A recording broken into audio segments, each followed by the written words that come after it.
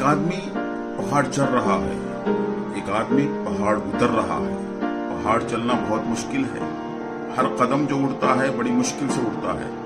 پہاڑ اترنا بڑا آسان ہے، ایک کے بعد ایک قدم اپنے آپ اٹھتا چلا جاتا ہے، آسانی کے ساتھ نیچے کی طرف آتا ہے۔ ٹھیک اسی طریقے سے نیکی اور بدی کی کرنے والے کی مثال ہے۔ نیکی کرنا پہاڑ چڑھنے کے برابر ہے۔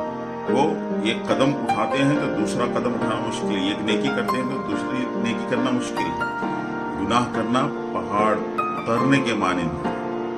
یہ گناہ کرتا ہے تو دوسرا گناہ آسانی کے ساتھ کرتا چلا جاتا ہے، اسے پتہ بھی نہیں چلتا، وہ عزت کی چوٹیوں پہ بیٹھے رہتا ہے، اسے پتہ نہیں چلتا یہ ذلت کے گڑھوں میں پڑا رہتا ہے۔